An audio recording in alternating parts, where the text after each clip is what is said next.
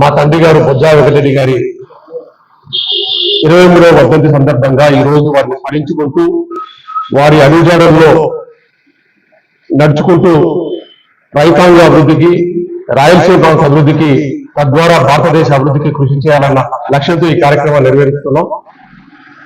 మా తండ్రి గారు చనిపోయిన తర్వాత బొజ్జా వెంకటరెడ్డి అగ్రికల్చర్ ఫౌండేషన్ కూడా ఏర్పాటు చేసి దాని ద్వారా కూడా అనేక సేవా కార్యక్రమాలు చేపట్టడం జరిగింది. గ్రామీణ విద్య గురించి, అదేవిధంగా గ్రామీణ భారతంలో వ్యవసాయ రంగానికి సంబంధించిన సాంకేతిక నిపుణత గురించి, లేదా వారికి రైతులకు కావాల్సిన అడ్వైజరీ ఈ విషయాల్లో కూడా, అంటే ప్రభుత్వం నుండి కావాల్సిన అవసరాల గురించి కూడా ఎప్పటికప్పుడు ప్రభుత్వానికి తెలియజేసే కార్యక్రమాలు కూడా మేము చేపడుతున్నాం.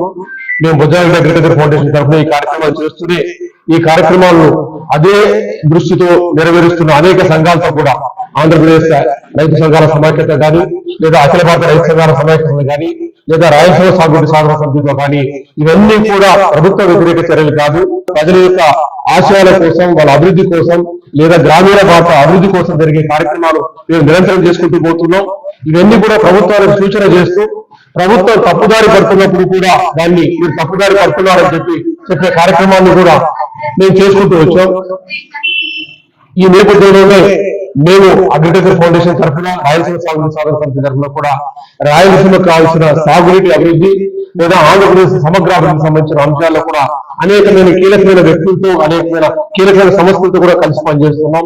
ఆ దిశగా ప్రభుత్వం మీద ఒత్తిడి పెంచే కార్యక్రమాలు చేసుకుంటూనే ప్రజా సంక్షేమం కోసం పనిచేస్తున్న కార్యక్రమంలో బొజ్జా వెంకటరెడ్డి గారిని స్మరించుకుంటూ వారి అడుగుజాడల్లో నడుస్తామని చెప్పి తెలియజేసుకుంటూ ఈ కార్యక్రమాన్ని నిర్వహిస్తున్నాం. దీనికి సహకరిస్తున్న పెద్దలందరికీ కూడా నా హృదయపూర్వక నమస్కారాలు తెలియజేస్తున్నా. Thank you very much.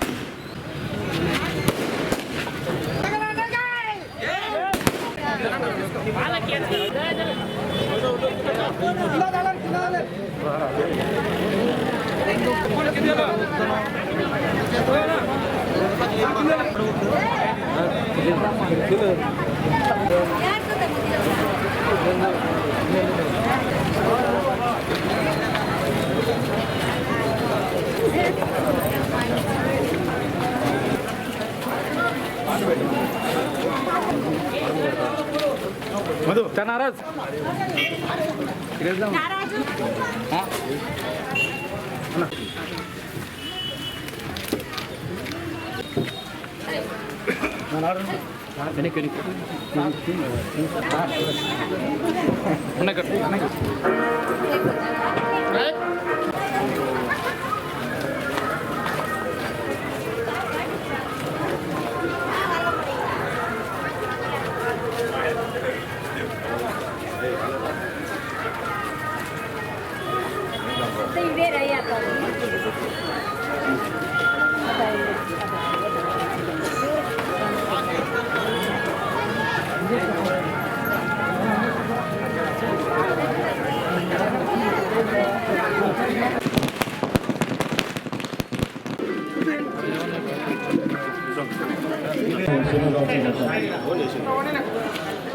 ఈరోజు పేద మధ్యతరగతి ఈరోజు పేదలకు అది ప్రభుత్వం అమెరికా గారిగా ప్రకటిస్తే ఈరోజు ఈ కూడే ప్రభుత్వం ఈ విధానాన్ని, అలాగే మన రాష్ట్ర బీసీసీఎల్ కార్యదర్శి బాబన్ గారికి పేరు పేరున ధన్యవాదాలు తెలుపుతూ, ఇంకా ఇక్కడికి వచ్చిన పెద్ద ఈ 4 జిల్లాల నుంచి కూడా అక్కడికి రావడం జరుగుతూ ఉంది.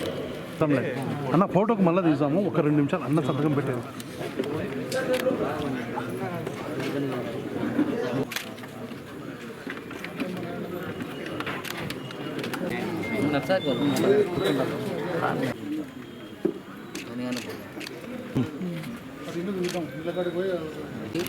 అంటే ఎప్పుడు నా కింద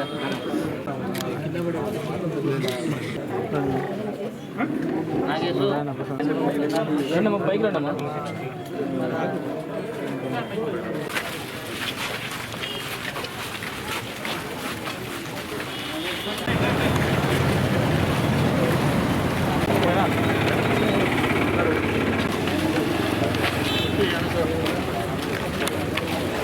మెడికల్ కాలేజ్ కావాలని విట్టాలని మరి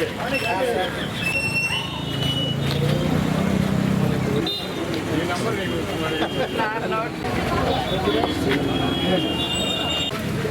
నిలవడ గోపాల్ అంటే నిలవడ ఉంటా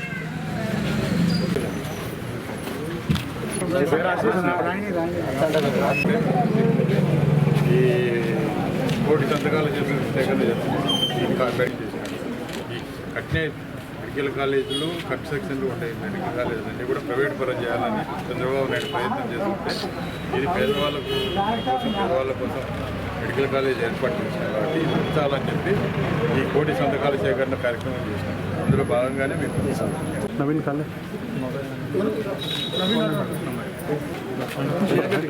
ఇల్లు కొన్ని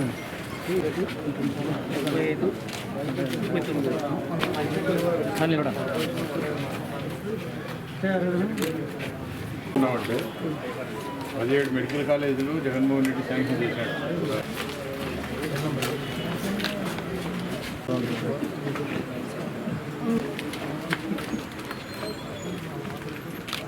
ओ सामने खड़े सोचो जरा क्लास होगा बोला हम चाड़ा खड़े तो मदाना మహేంద్ర చెప్పండి సంతకము ముఖ్య ఉద్దేశం ఏమంటే జగన్మోహన్ రెడ్డి గారు ముఖ్యమంత్రి నియోజకవర్గంలోని కోయలగుండ్ల ఎల్ఎం కాంపౌండ్లో ఈ యొక్క మెడికల్ కాలేజీలకు ప్రైవేటు పరం చేసేదానికి నిరసనగా జగన్మోహన్ రెడ్డి గారి ఆదేశాల మేరకు పబ్లిక్ ప్రైవేట్ పార్ట్నర్షిప్ అని చెప్పి పీపీపీ విధానముని నిరసిస్తూ ఈరోజు సంతకాల సేకరణ కూడా చేయడం జరుగుతూ ఉంది. ఎందుకంటే ఈ ప్రభుత్వం వచ్చిన తర్వాత ప్రతిదీ ప్రైవేటు పరం చేయాలి. ఈరోజు ప్రభుత్వం యొక్క ఆస్తులన్నీ కూడా కేవలం కోట్లాది రూపాయలు విలువ చేసే ప్రాపర్టీస్ అన్నీ కూడా కేవలం ఎకరా ఒక 99 పైసలకే అమ్మే కార్యక్రమం చేయడం జరుగుతూ ఉంది.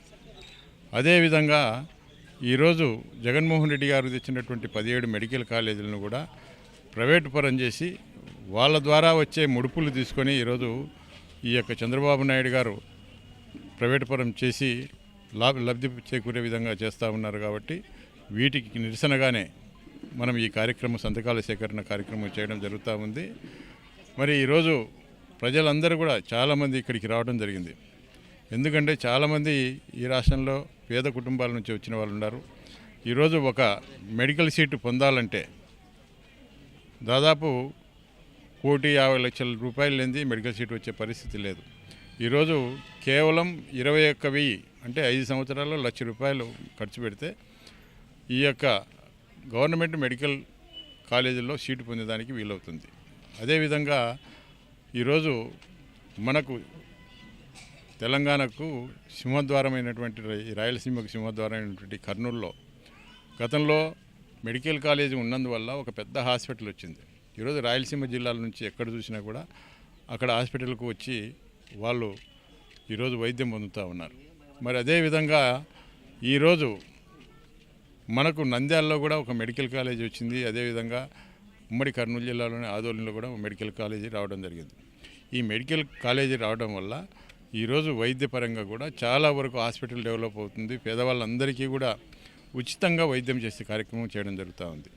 మరి గతంలో దివంగత నేత రాజశేఖర రెడ్డి గారి దయ వల్ల, ఎందుకంటే గతంలో ఈ యొక్క రాజీవ్ ఆరోగ్యశ్రీ లేనప్పుడు చాలామంది ఎవరైనా గుండె ఆపరేషన్లు కానీ మిగతా ఆపరేషన్లు చేసుకోవాలంటే కూడా వాళ్ళ దగ్గర వైద్యానికి కూడా ఖర్చులు లేని పరిస్థితుల్లో చాలామంది చనిపోయే పరిస్థితులు ఉన్నప్పుడు ఉచితంగా ప్రభుత్వం ద్వారానే వైద్యం అందజేయాలనే ఉద్దేశంతో ఆనాడు రాజశేఖర రెడ్డి గారు రాజీవ్ ఆరోగ్యశ్రీ ప్రవేశపెట్టడం జరిగింది. మరి ఆ రాజీవ్ ఆరోగ్యశ్రీ ప్రవేశపెట్టిన తర్వాత వేలాది మంది ఈరోజు గుండె ఆపరేషన్లు అయితేనేమి, మరి ఏదైనా అవయవం దెబ్బతిన్నప్పుడు కూడా ఈ యొక్క ఆపరేషన్ చేయించుకోవడం విషయంలో కూడా చేసుకోవడం జరిగింది. అదేవిధంగా జగన్మోహన్ రెడ్డి గారు ఒక అడుగు ముందుకేసి ప్రతి పేదవానికి కూడా 25 లక్షలు ఖర్చు అయ్యే వరకు కూడా ఉచితంగా వైద్య సేవలు అందజేయాలి ప్రభుత్వం ద్వారా అని చెప్పి ఒక నిర్ణయం తీసుకొని ప్రతి ఒక్కరికి కూడా ఆరోగ్యశ్రీ కార్డులు కూడా ఫ్రీగా ఇవ్వడం జరిగింది. మరి ఈ ప్రభుత్వం వచ్చిన తర్వాత కేవలం 2 లక్షల రూపాయల వరకే వైద్యం చేసే విధంగా వాటిని కూడా ఇన్సూరెన్స్ చేస్తామని చెప్పి ఈరోజు ప్రజలను మభ్యపెట్టే కార్యక్రమం చేస్తూ ఉంది.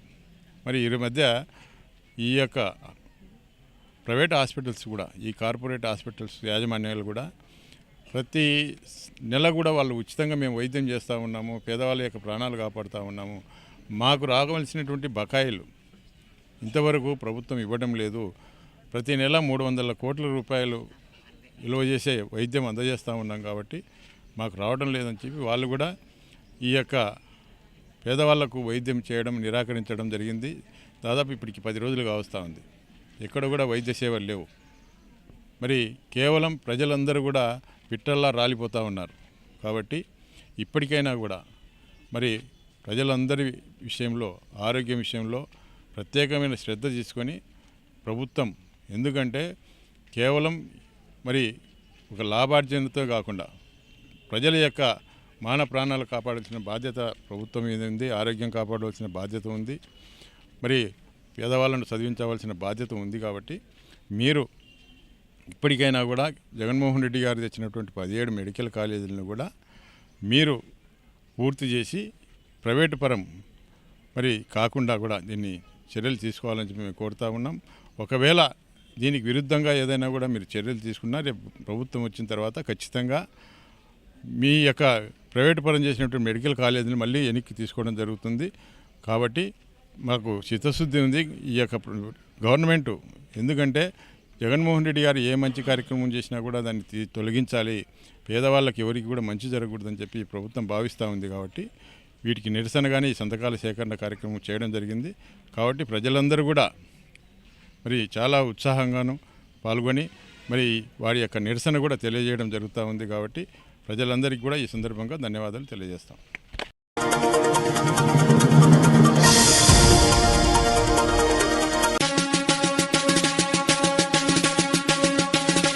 నంద్యాల పెద్ద మున్సిపల్ హైస్కూల్లో మధ్యాహ్న భోజనం తనిఖీ, మంత్రి ఎన్ఎండి ఫరూక్.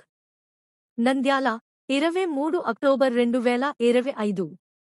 ఆంధ్రప్రదేశ్ రాష్ట్ర న్యాయశాఖ మరియు మైనార్టీ సంక్షేమ శాఖ మంత్రివర్యులు ఎన్ఎండి ఫరూక్ ఈరోజు నంద్యాల స్థానిక పెద్ద మున్సిపల్ హైస్కూల్ను ఆకస్మికంగా తనిఖీ చేసి మధ్యాహ్న భోజన నాణ్యతను పరిశీలించారు. అధికారులతో కలిసి ఆయన భోజన నిర్వహణ తీరుపై ఆరా తీశారు. ఈ సందర్భంగా మంత్రి ఎన్ఎండి ఫరూక్ మాట్లాడుతూ, తెలుగుదేశం పార్టీ అధికారంలోకి వచ్చిన తర్వాత రాష్ట్ర వ్యాప్తంగా మధ్యాహ్న భోజన పథకం పకడ్బందీగా అమలు అవుతోందని, విద్యార్థులకు నాణ్యమైన ఆహారాన్ని అందిస్తున్నామని తెలిపారు.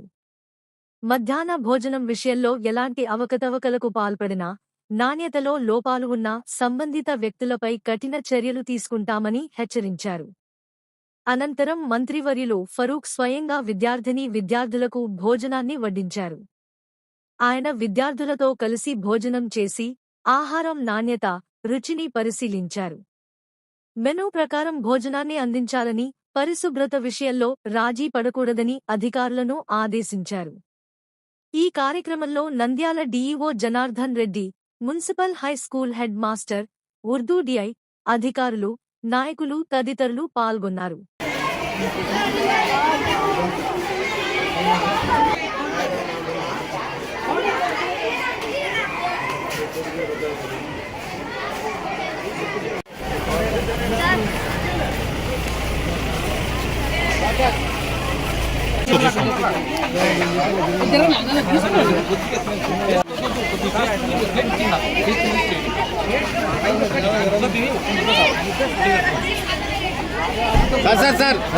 సార్ మీరు ఆ పక్కన ఉన్నారు సార్. కట్టలే అవు సార్ వేడి వేడి అన్నం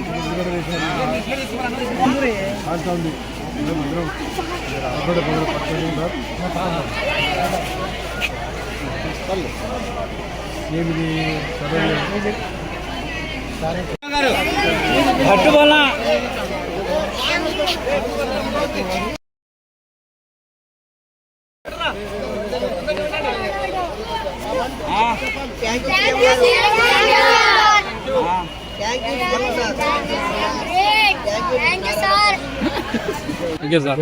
అయితే మంచి రుచికరంగా ఉంది. ఎంత మంచి బాగా రుచికరంగా కనబడతా ఉంది. సన్న బియ్యము పలావ్ చేశారు, ఏకకారి చేశారు.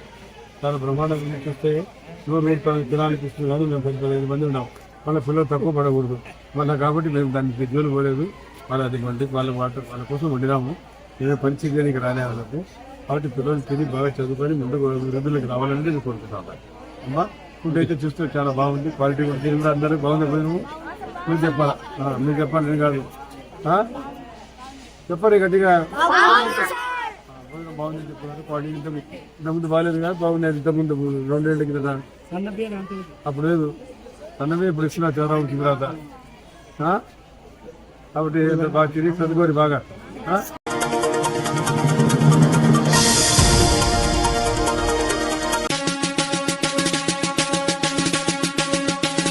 త్వరలో నంద్యాల ఉర్దూ భవన్లో మైనారిటీ సంక్షేమ శాఖ ఆధ్వర్యంలో స్కూల్, కాలేజీ విద్యార్థులకు ఉచిత కంప్యూటర్ శిక్షణ కేంద్రం ఏర్పాటు చేస్తా.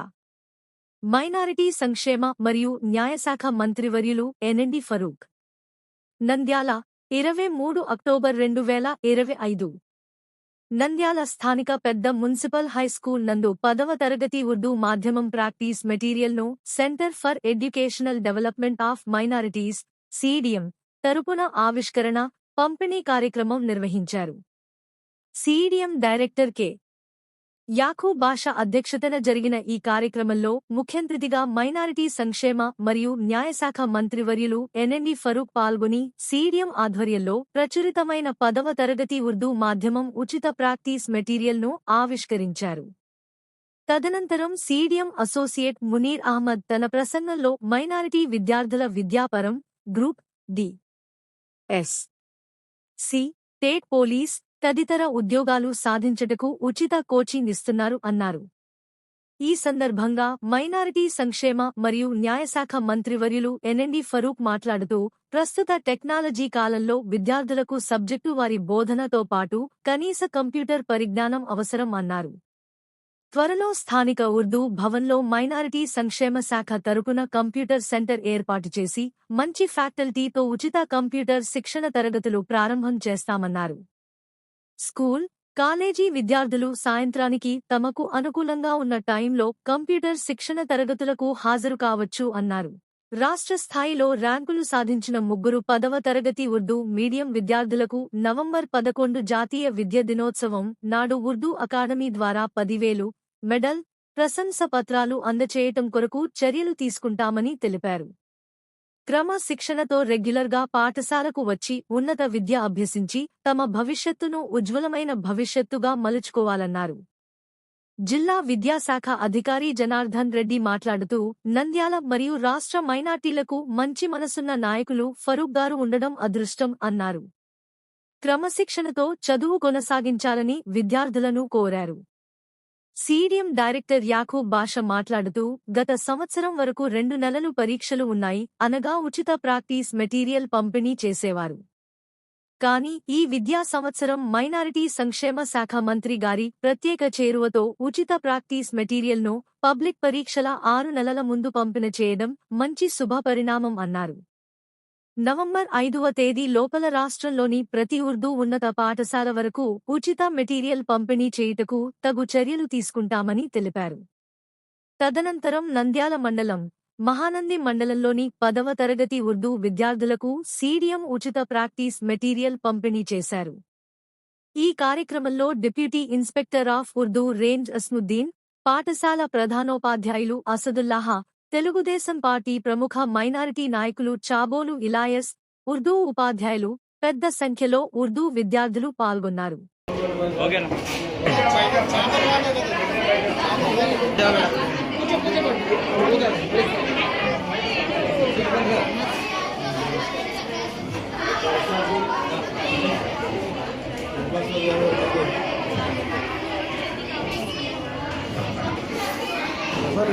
स्कूल में अच्छी सहूलत दी है और जो है वादा भी कर लिए डीओ साहब से पेंटिंग कराने के लिए దాంట్లో చూడే హెడ్ మాస్టర్ సార్ గారు సార్ ఆ లోపు ఖచ్చితంగా పెయింటింగ్ ఉండాలి సార్ మేము ప్రోగ్రామ్ పెట్టుకుంటాం మీ ఆధ్వర్యంలోనే ఓకే సార్ థ్యాంక్ సార్ ఉర్దూకు బచావ్ విజయవాడ కృష్ణా జిల్లా తక్కువ మాట్లాడతారు ఉర్దూ ज़्यादा తెలుగు మాట్లాడతారు సార్ మాట్లాడాలి తెలుగు అవసరం మనం జీవనంలో కలిసిపోవాలంటే తెలుగు ముఖ్యమైనది. దాంతోపాటు ఉర్దూ చదువుకున్నప్పుడు ఉర్దూ ఉండాలి, దాన్ని విస్మరించకూడదు. కానీ దాన్ని కూడా ఉర్దూ కూడా మీరు బతికించాల్సిన అవసరం. ఇప్పుడు నేను తెలుగులో మాట్లాడుతూ ఉన్నాను, ఉర్దూలో కూడా మాట్లాడతాను. కానీ మీకు ప్రజలకు కూడా అర్థం కావాలని ఈ మీడియా ద్వారా कम्युनिकेशन ఎందుకు తెలుగు మాట్లాడాలి కైక్ బాత్ కరో తెలుగు में इनके जरिए दूसरों को मालूम होना है, समझे ना? तो मीडिया के जरिए मीडिया में डालते तो वो मालूम होना है. मैं बात कर रहा हूँ स्टेट वाइड ज़्यादा इशू, स्टेट वाइड फोकस आता है. इसलिए आप अच्छा पढ़ोगे, आपके लिए क्या करना फ्यूचर है आप लोगों को. फिर చంద్రబాబు లోకేష్ బాబు కావాలి, మళ్ళీ డిఎస్సి నెక్స్ట్ ఈ నవంబర్ నుంచి మొదలు పెడతాను నేను. వాళ్ళ కోసం మళ్ళీ ప్రిపేర్ చేయండి. టెట్లో బాధ్యత అది తీసుకోవాలా, టీచర్ గారు తీసుకోవాలా. టెట్లో మన ఆడబిడ్డలు మీరు ముందు ప్రోత్సహించి టెట్లో రాపేయండి, వాళ్ళకి ఉద్యోగాలు వస్తాయి. అదేవిధంగా పోలీస్ ట్రైనింగ్ ఇవ్వాలి. పోలీస్ ట్రైనింగ్ కోసం మనం ట్రైనింగ్ ఇస్తాము, ఆన్లైన్ ట్రైనింగ్ ఇస్తామని చెప్తారా. మన పోలీస్ ట్రైనింగ్ కూడా మనము పోలీసులకు జాబులు దాదాపు 11,000 మంది జాబులు ఇస్తారు. పోలీస్ ట్రైనింగ్ పోవాలంటే ఏం కావాలి మనకు? శారీరక ఫిజికల్ ఫిట్నెస్ మనకు ఒక పూట తిరిగి ఫిజికల్ ఫిట్నెస్ లేదు. మనం ఊకాలా, జంప్ చేయాలా, అన్ని రకాల శ్రమ చేయాలా, చేస్తేనే మనకు ఉద్యోగం వస్తుంది. కాబట్టి దానికి శిక్షణ ఇవ్వాలంటే మనం మైనారిటీ ఫైనాన్స్ కార్పొరేషన్ నుంచి ఈ సీడీఎం నుంచి కూడా మనం దాని వాళ్ళకి శిక్షణ ఇచ్చి వాళ్ళు కూడా ఎక్కువ ఎందుకంటే ఆ ఎఫెక్ట్ చేయగలుగుతారు. కానీ ఆ పుష్టిగోలు కావాలి, ఎందుకంటే శారీరకంగా మన ఉద్యోగులుగా చేయగలుగుతారు. కాబట్టి దాన్ని కూడా ప్రోత్సహించి ఈరోజు వారి కోసం మన టెట్ ద్వారా మన సీడీఎం ద్వారా ట్రైనింగ్ ఇప్పించి, అదేవిధంగా గ్రూప్ 1 కానీ గ్రూప్ 2 కానీ అదేవిధంగా మన టాప్ స్టార్ బిజినెస్ అన్ని తీసుకొచ్చింది.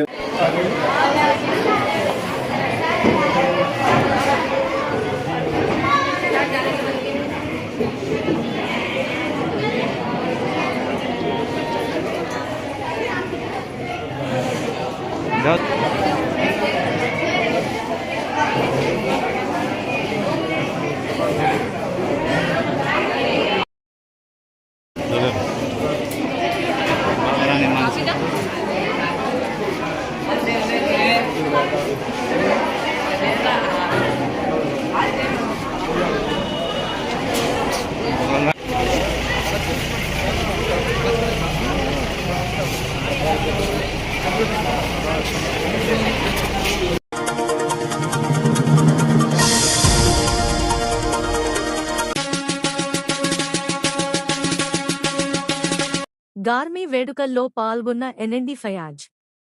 నంద్యాల స్థానిక 8వ వార్డు ఉప్పరిపేటలో గల జెండా చెట్టు దర్గా కమిటీ ఆధ్వర్యంలో గార్మీ వేడుకలు అత్యంత ఘనంగా మరియు భక్తి శ్రద్ధలతో నిర్వహించబడ్డాయి. ఈ వేడుకలకు ముఖ్యాతిథులుగా టీడీపీ రాష్ట్ర యువ నాయకులు NMD Fayaz, minority finance corporation director Muniyar Khalil పాల్గొన్నారు. ఈ సందర్భంగా ఎన్ఎండి ఫయాజ్ మాట్లాడుతూ ఇలాంటి సాంస్కృతిక, మతపరమైన కార్యక్రమాలను నిర్వహించడం ద్వారా సమాజంలో శాంతి, సామరస్యం వెల్లివిరుస్తాయని అన్నారు. ఈ సందర్భంగా కమిటీ సభ్యులకు, స్థానిక ప్రజలకు ఫయాజ్ను ఘనంగా సన్మానించారు. ఈ కార్యక్రమంలో కట్టెల నిజం, షేక్ మహబూబ్, జియా, జమాల్, ఇమ్రాన్, తాహెర్, గోరేవా, మదర్ వలి, సద్దాం మరియు దర్గా కమిటీ సభ్యులు, స్థానిక నాయకులు మరియు పెద్ద సంఖ్యలో మహిళలు, యువత పాల్గొన్నారు.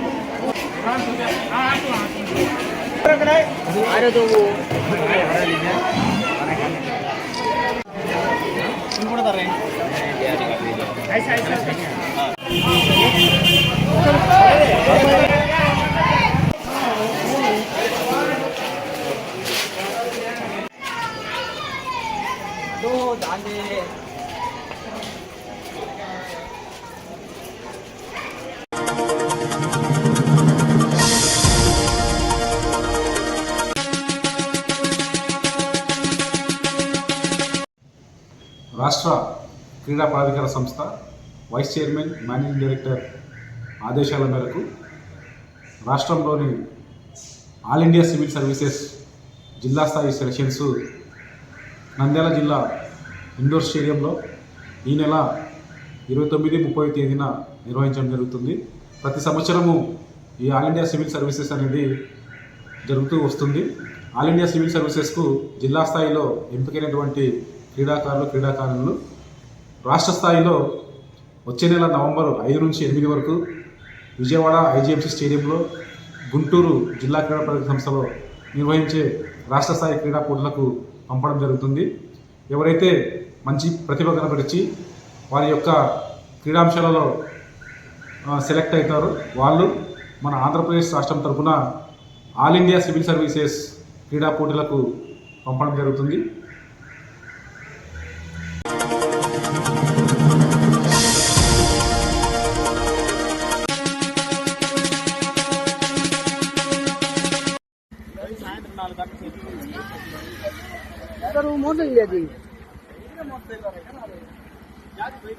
పెద్దనా వెనక్కిరా, ఎందుకు నువ్వాడా చూస్తా లోపల పోయాలంటే లోపలికే పోతావు. మరి ఎందుకు, ఏం చూస్తారు? వాగెట్టొస్తుందా?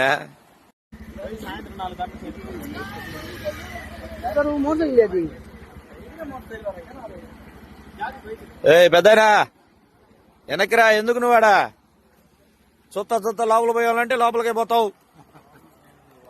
మరి ఎందుకు, ఏం చూస్తారు? వాగెట్టొస్తుందా?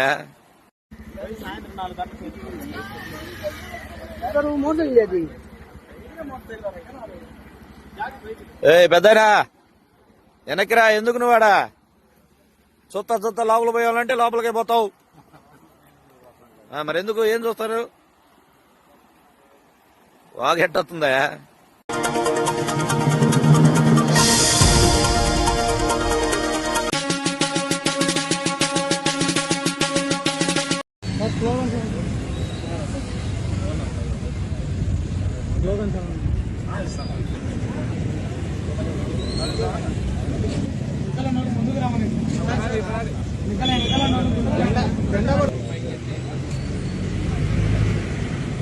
రైతుల ఐక్యత, అధిక వర్షాల వల్ల నష్టపోయిన మొక్కజొన్న రైతులకు నష్టపరిహారం, అధిక వర్షాల వల్ల నష్టపోయినటువంటి రైతులకు నష్టపరిహారం, అధిక వర్షాల వల్ల పంట నష్టపోయిన రైతులకు నష్టపరిహారం, అధిక వర్షాల వల్ల పంట నష్టపోయిన ప్రతి రైతుకు ఎకరాకు 40,000 రూపాయల నష్టపరిహారం, ఎకరాకు 40,000 రూపాయల నష్టపరిహారంలో కొనుగోలు కేంద్రం, మండల కేంద్రంలో మొక్కజొన్న కొనుగోలు కేంద్రం, మండల కేంద్రంలో మొక్కజొన్న కొనుగోలు కేంద్రం, మండల కేంద్రంలో కొనుగోలు కేంద్రం, మండల 400 మద్దతు ధరను, ఇంటా 2,400 మద్దతు, ఇంటా 2,400 మద్దతు ధరను, ఇంటా 2,400 మద్దతు ధరను. రైతుల ఐక్యత, మొక్కజొన్న రైతుల ఐక్యత. రుద్రవరం మండలం ముత్తలూరు గ్రామం మాది. మేము మొక్కజొన్న పంట వేసినాము. రైతులంతా నష్టపోయినారు. కనీసం అంటే 10 క్వింటాల నుంచి 15 క్వింటాల లోపు వస్తున్నాయి పంట. అది కూడా 1,600, 1,500 మద్దతు ధర చేస్తున్నారు వీళ్ళు. మాకు మద్దతు ధర 2,400 అని చెప్పి ప్రభుత్వం ప్రకటించింది. ఈ 2,400 అనే రైతులంతా ఆశ్చర్యపోయినాము. ఈరోజు వచ్చే 1,400, 1,500 ఉంది. ఇదే గవర్నమెంట్ వాళ్ళు మీరు మద్దతు ధర వద్దు, మీరు మద్దతు ధర ఇచ్చినాము, మీరు రైతులు అమ్ముకోకండి, మేము కొంటాము ప్రభుత్వం అని ప్రకటిస్తే మేము రైతులంతా ఇబ్బంది పడాల్సిన అవసరం లేదు. మేము వచ్చిన కాడికి 10 క్వింటాలు వచ్చినా మాకు ఇంత 24,000 ఎక్కువ వస్తుందని ధైర్యంగా ఉంటుంది. ఆ 24,000 అనేది రాలేదు. మేము రైతుము ఇంత కష్టపడి పండించిన పంటను గిట్టుబాటు ధర అనేది 2,400 చెప్పినారు ప్రభుత్వము. ఈ పొద్దు చెప్పులు కుట్టుకునేవాడు కనీసం అంటే 2 రూపాయలు అంటే వాడికి 2 రూపాయలు ఇస్తున్నాము.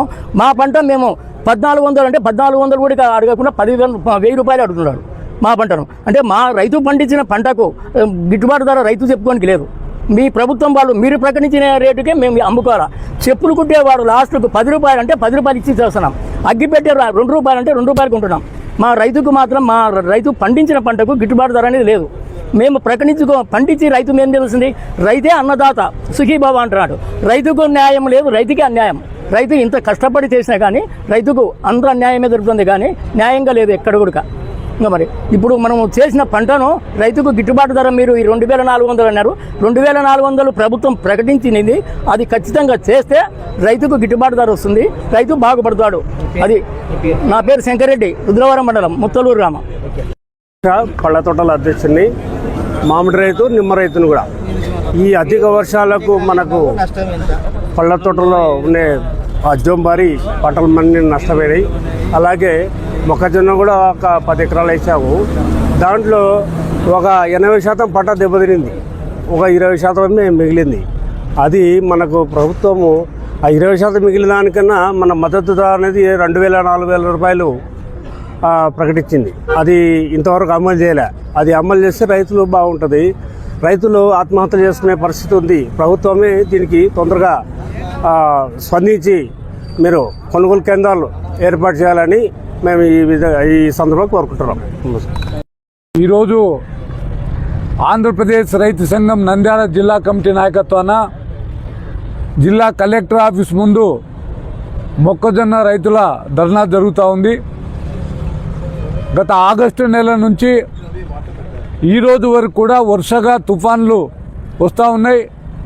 ఈ వర్షాల వల్ల పొలంలో నీళ్లు నిలబడి చేతికొచ్చినటువంటి పంట ఈరోజు నీళ్ల పాలైనటువంటి పరిస్థితి జరుగుతూ ఉంది.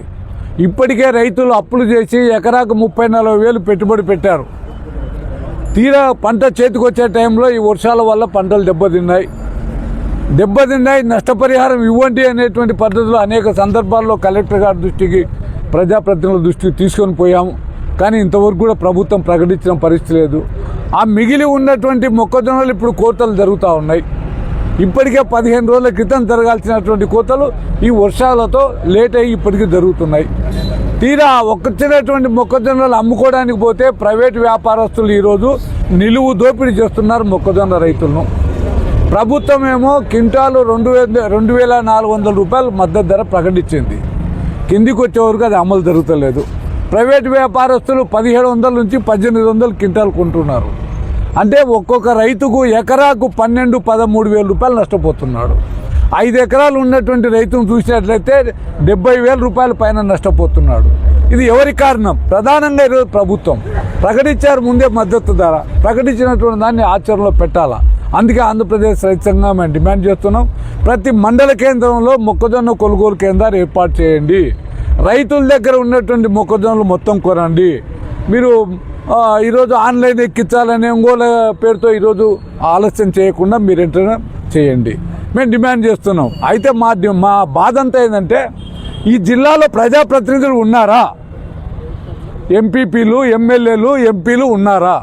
ఉంటే రైతుల పరిస్థితి, రైతుల ప్రాణాలను బజారు పాలు చేసి ప్రైవేటు వ్యాపారులకు ఎందుకు అప్పచెప్తున్నారు? మొన్న చూసే వడ్లు, ఆ తర్వాత కందులు, తర్వాత పొగాకు, ఈరోజు చూస్తే మళ్ళీ మొక్కజొన్న రైతులను కూడా అదే పరిస్థితి చేసేటువంటి పరిస్థితి జరుగుతుంది. ప్రభుత్వం ఏం చెప్పేది? మేము మద్దతు ధరను ప్రకటించి ప్రతి ఒక్క ధాన్యాన్ని మేము కొంటామంటున్నారు. మరి ఎక్కడ కొంటున్నారు? నిన్న నాదెండ్ల మనోహర్ గారు స్టేట్మెంట్ ఇచ్చారు, ఈ నెల 25 నుంచి ధాన్యం కొనుగోలు చేస్తారు. ఎక్కడుంది ధాన్యం? రాయలసీమలో ధాన్యం వచ్చిందా? వచ్చిన ధాన్యం వచ్చింది కోస్తా జిల్లాలో వచ్చింది. మరి కోస్తా జిల్లాలో కొనుగోలు చేస్తావు. గత ఖరీఫ్లో, గత రబీలో మీ ఇక్కడ కొనుగోలు చేసావా రాయలసీమలో? నువ్వు రాయలసీమ ఆంధ్రప్రదేశ్ మంత్రివా లేకపోతే కోస్తా జిల్లాల మంత్రివా మనోహర్ గారు? మీరు తేల్చి చెప్పండి. నిజంగా ఆంధ్రప్రదేశ్ మంత్రి అయితే నీవు రైతుల జిల్లా రాష్ట్ర వ్యాప్తంగా ఉన్నటువంటి రైతుల పరిస్థితిని అర్థం చేసుకొని రాష్ట్ర వ్యాప్తంగా కొనుగోలు చేయండి.